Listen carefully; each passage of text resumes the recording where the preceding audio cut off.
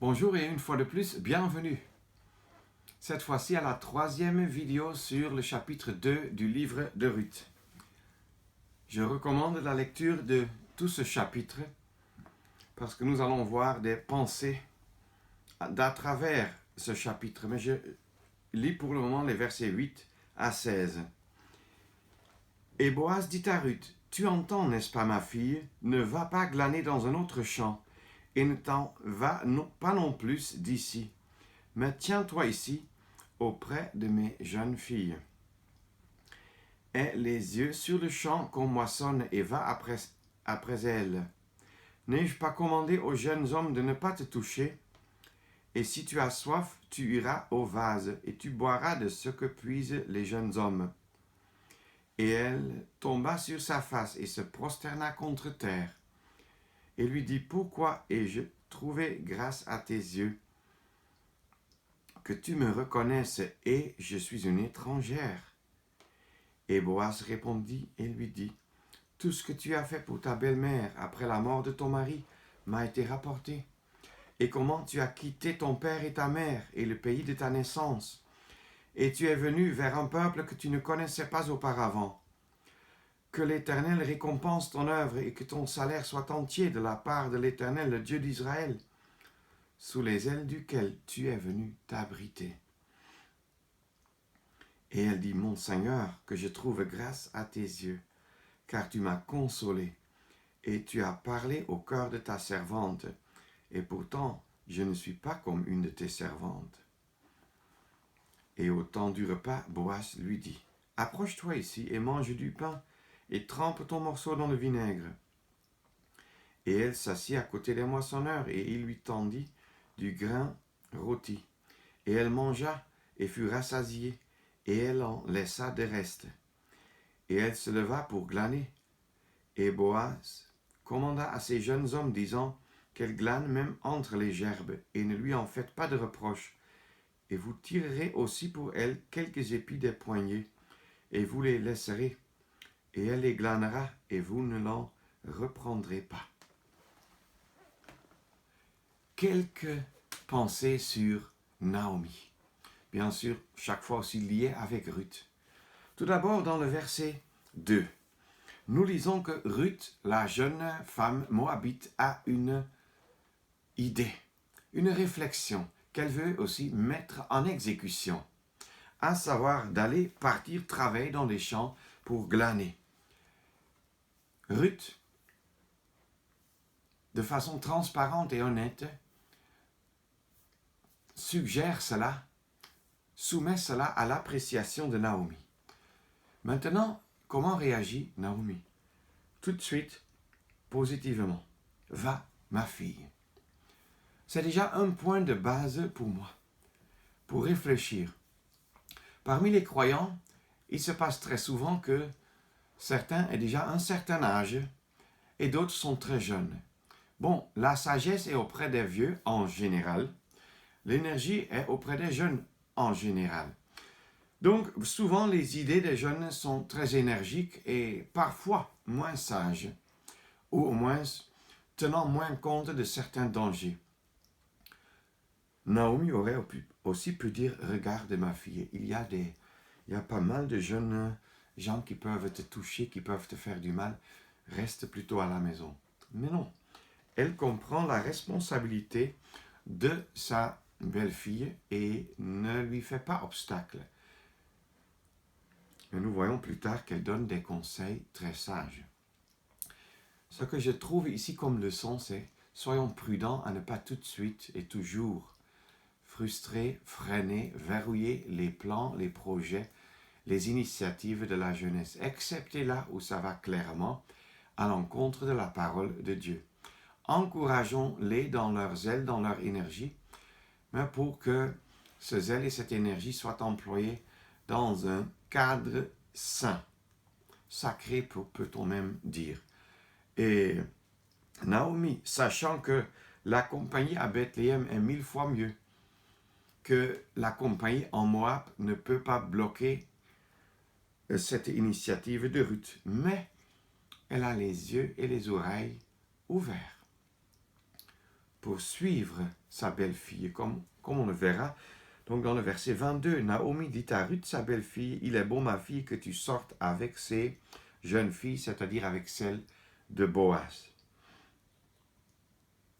C'est déjà un point essentiel, parce que Ruth avait dit que selon les dires de Boaz, l'ordre aurait été « Tiens-toi près de mes jeunes hommes, jusqu'à ce qu'ils aient achevé toute la moisson que j'ai. » Si même Boaz a dit une telle chose, il a voulu dire qu'elle doit se tenir sur le champ là où les jeunes hommes travaillent.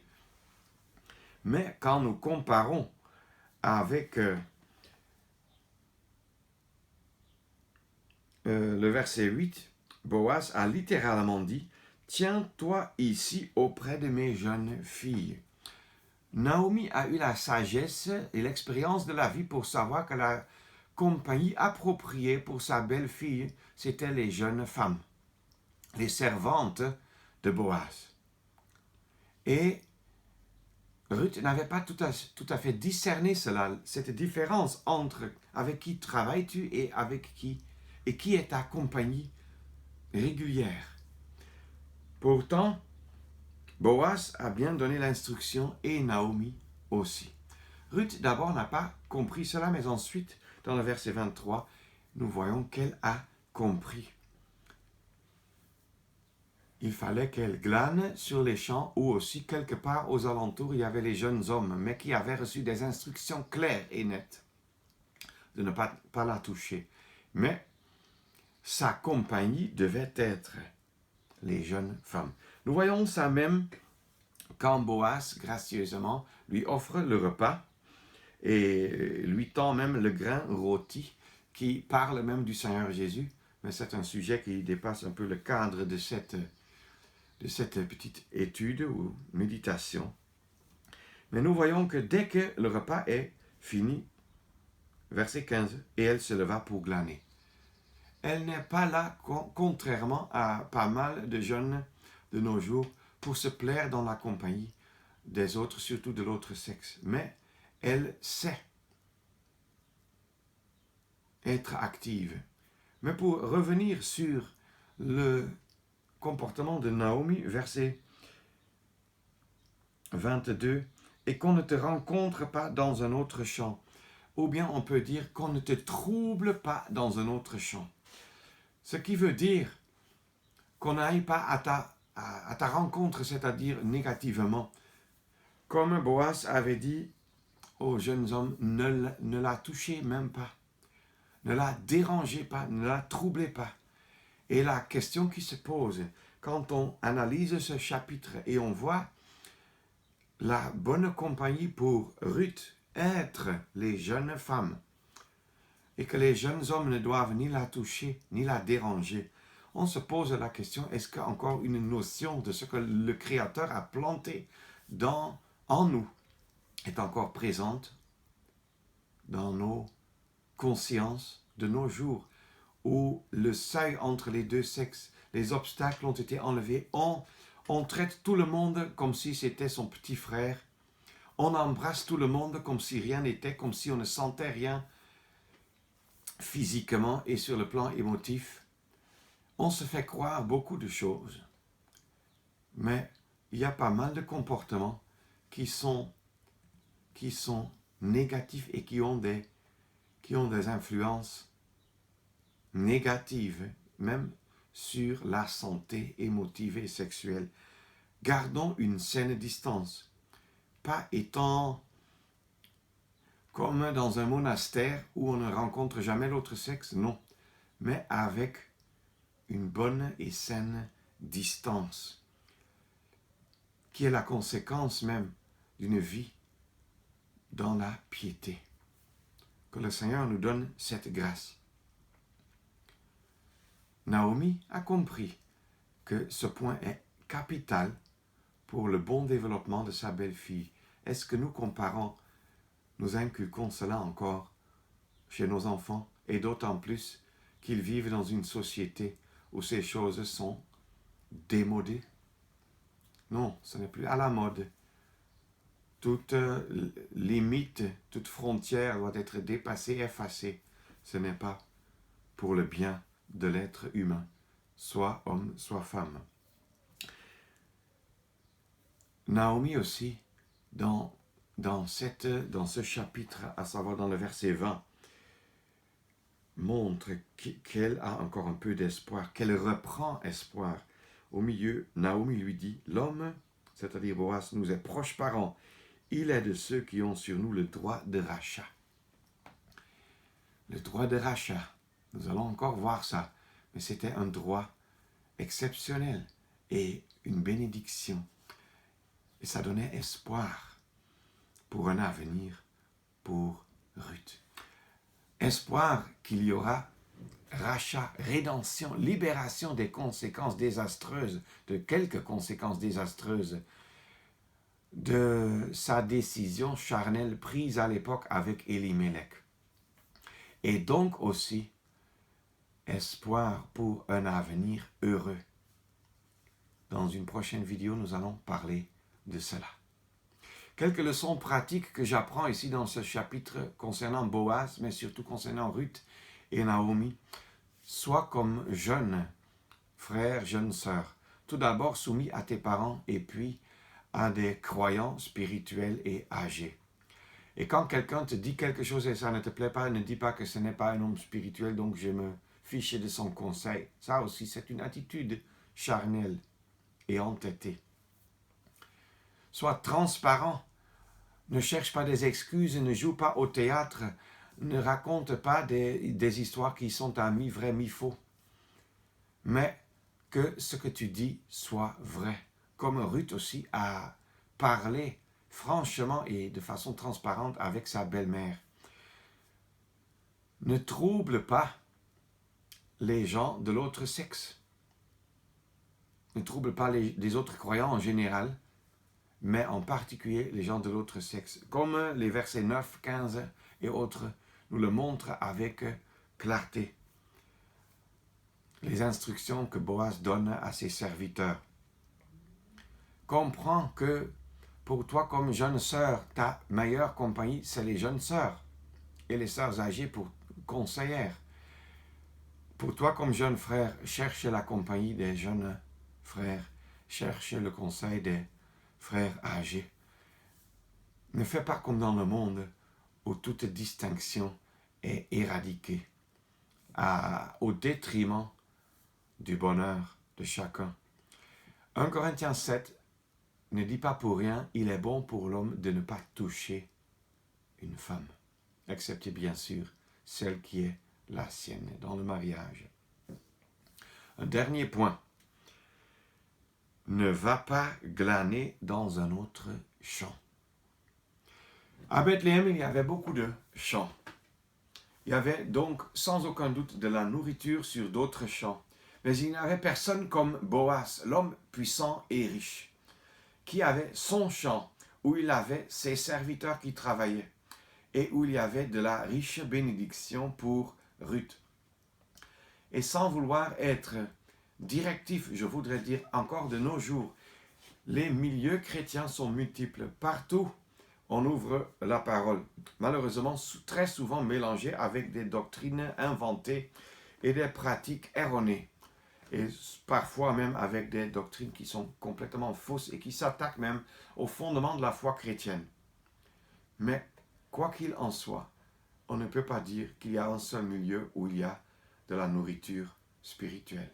Ça c'est clair. Mais il y a un seul milieu biblique où le Seigneur Jésus est au milieu, le véritable Boaz. Matthieu 18, verset 20 nous le dit. Et je ne vais pas te dire où ce milieu se trouve. Parce que finalement, ce n'est que le Seigneur qui d'en haut connaît tous les groupes, des 2 ou 3 qui sont réunis en son nom dans le monde entier. Nous en connaissons quelques-uns. Mais je voudrais dire ceci. Le meilleur chant à Bethléem pour Ruth, c'était le chant de Boaz. Et le meilleur chant pour toi, pour moi, c'est encore toujours ce lieu de rassemblement au nom du Seigneur Jésus, là où les croyants sont réunis en son nom. sont réunis par lui-même, comme nous l'avons étudié dans la série sur Matthieu 18, verset 20, que je vous recommande encore. Alors, sache que être dans ce lieu, c'est la meilleure bénédiction, c'est le bonheur. Tu dis, c'est souvent frustrant. C'est frustrant seulement quand tu regardes les frères et sœurs. C'est quand tes yeux ne sont pas sur le Seigneur Jésus que ça devient frustrant. Il y a aussi une autre raison quand ça devient frustrant, c'est quand tu ne connais pas, tu ne comprends pas ou tu n'acceptes pas les principes bibliques que les frères, par exemple, nous rappellent. Et quand tu trouves que ça dévie, c'est trop étroit, trop ceci, trop cela, alors tu commences à te rebeller. Et oui, la bénédiction est partie, la frustration arrive. Mais quand tu lis la parole de Dieu, sans préjudice, et tu te laisses guider par l'Esprit de Dieu, il te montrera quel est ce lieu du rassemblement. Ce n'est pas moi qui va te prescrire ça, mais que le Seigneur t'aide et te guide pour que tu trouves ce lieu et que tu y trouves le bonheur, mais que tu puisses l'y honorer. Ruth a trouvé le bonheur sur le champ de Boaz. Cherche le champ qui est le meilleur champ pour glaner. Où la saine doctrine aussi règle tout et où son nom est exalté. Pas que son nom n'est pas connu ailleurs, mais cherche un tel lieu où il est au milieu et où ses richesses sont connues et répandues et où la maison est remplie comme en Jean 12 de cette bonne odeur du parfum du beau nom de Jésus-Christ. Voilà quelques conseils que je voudrais vous donner, et à moi-même. Maintenant, dans la prochaine vidéo, nous allons parler du droit de rachat et de celui qui rachète, comme nous en trouvons plusieurs fois dans ce livre de Ruth. Donc, à bientôt. Que Dieu vous bénisse.